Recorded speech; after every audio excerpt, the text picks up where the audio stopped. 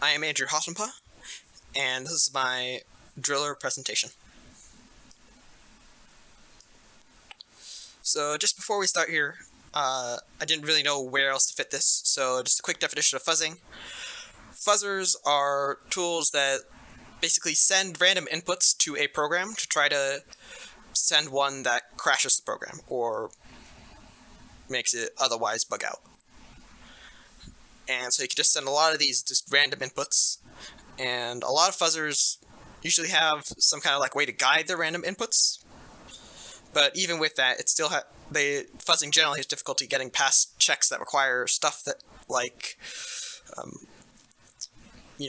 repeating your password twice to confirm it, or entering a magic number.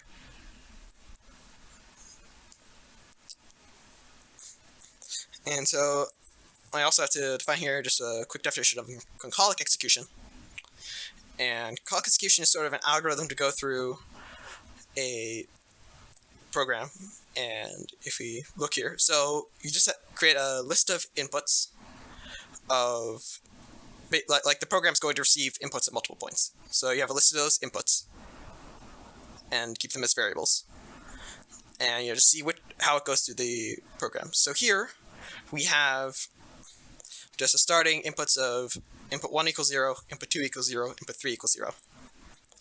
And so at this first check, it will not meet this first check, and so it'll go left down this decision tree, and it's here. So what it does then is it says, okay, what's the last decision that we went down that we haven't inverted yet, and let's invert the condition for this. So in order to go down this path, it had to have an input 1 not equal to 88542. So it then generates a set of inputs that do meet the condition. Input 1 equals 88542.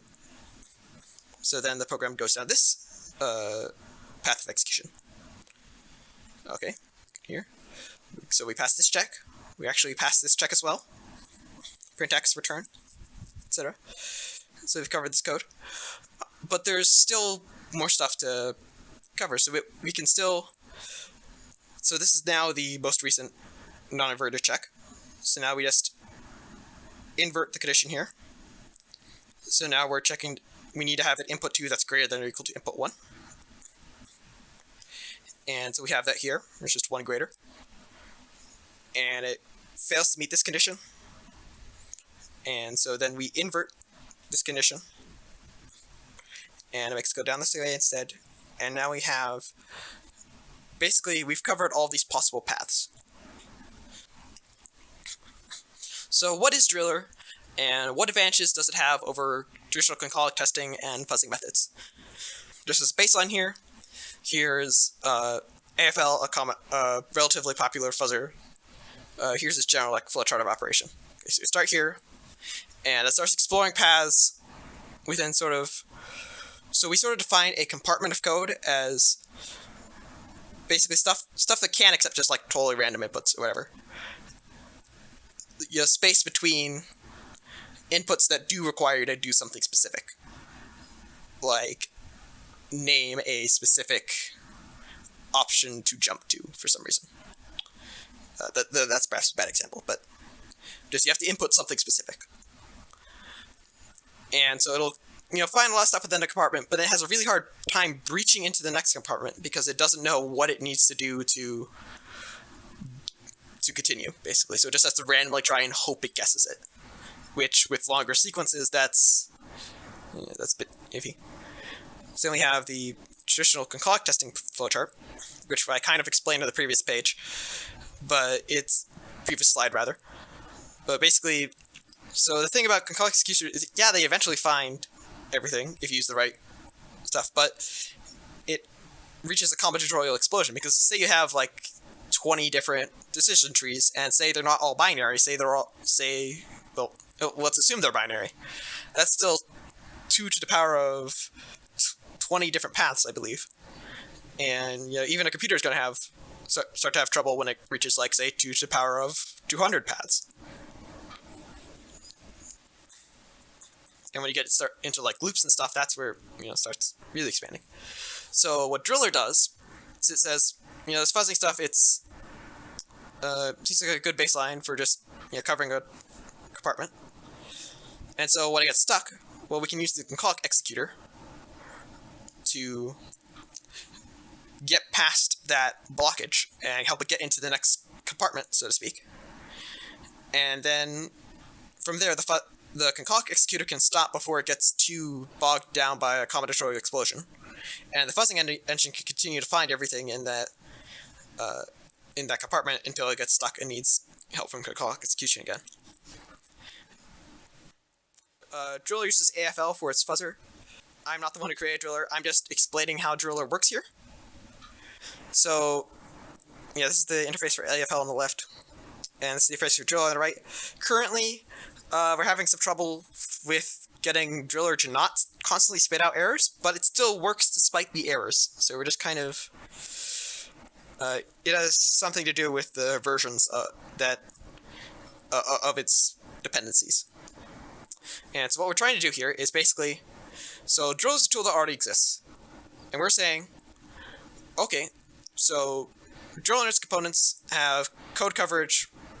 they have ways to determine how far they've gotten through a program in terms of testing it, scanning it, and how much is considered enough or thorough enough.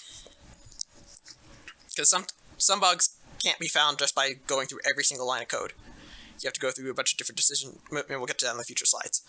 But basically, so if we change that, we hope to improve either its speed or its ability to find bugs in programs, or both.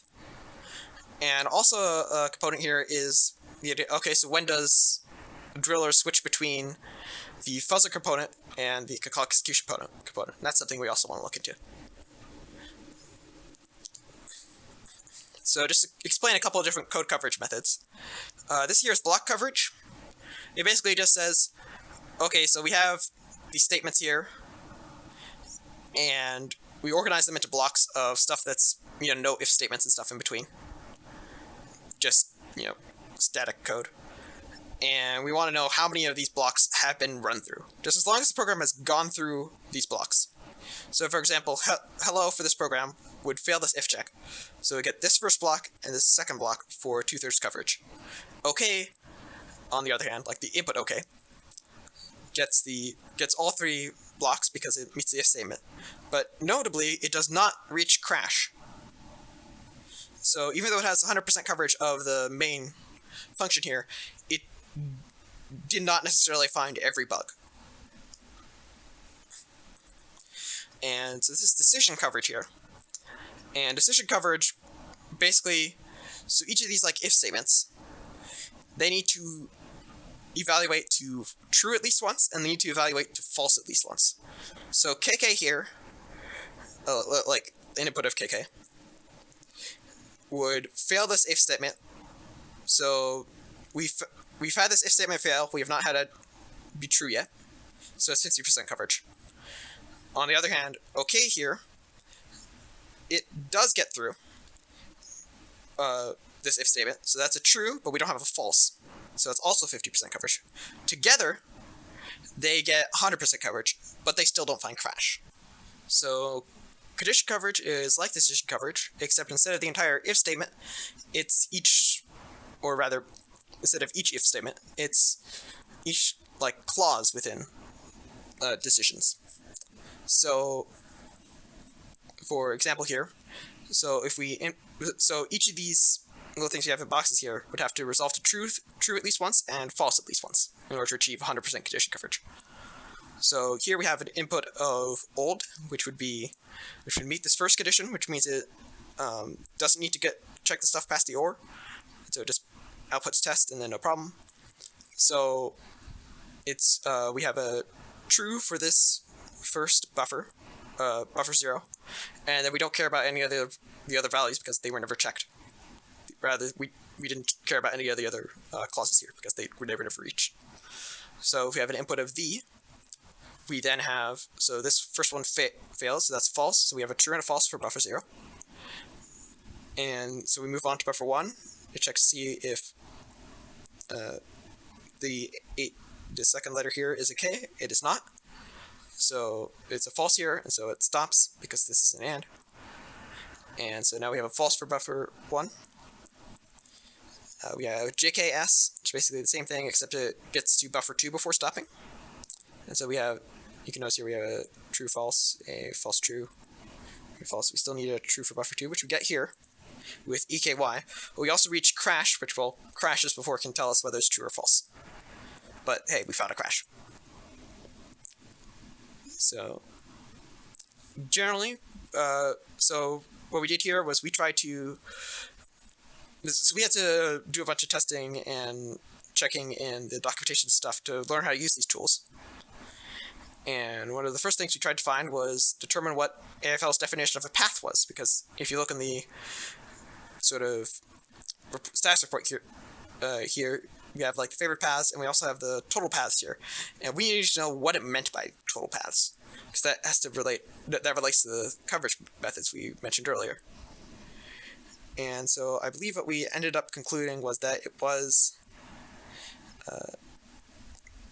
condition coverage, I believe. Yeah. And so then we also had to, or rather, they were condition coverage paths. So like each row of that table would be a better way to say it. Each unique row.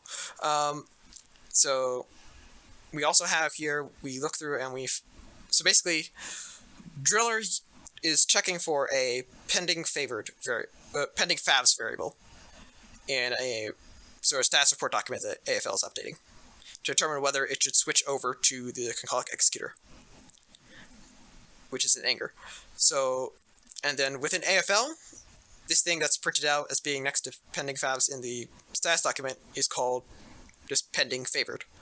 And so we had to figure out how that number increased, decreased, was set to stuff, etc. And so then we also were able to then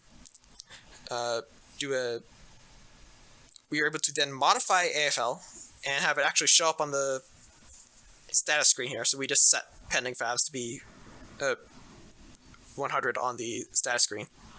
So that proved that we were able to like modify AFL, which is a kind of a big deal, because that meant that like we could actually do the project. And then unfortunately we sort of ran out of time because I was switched into this project halfway through the program. So where we would continue from here would be we would find where anger, which what houses the concolic execution engine, how that sets its path constraints, which we need for the aforementioned code coverage methods to be implemented. And then we implement decision coverage and other coverage methods in AFL, Anger, and Driller. We determine if multiple coverage methods can be efficiently combined in Driller, because some of them might use the same same parts, some of the same checks, so we can run multiple ones at once. And so if so, we want to implement that and basically compare that to normal Driller and see if it's any better, any worse, so. And then we also want to figure out how to get all of Driller's dependencies up to date. And yeah, that's about it. That's the bibliography here. And yeah.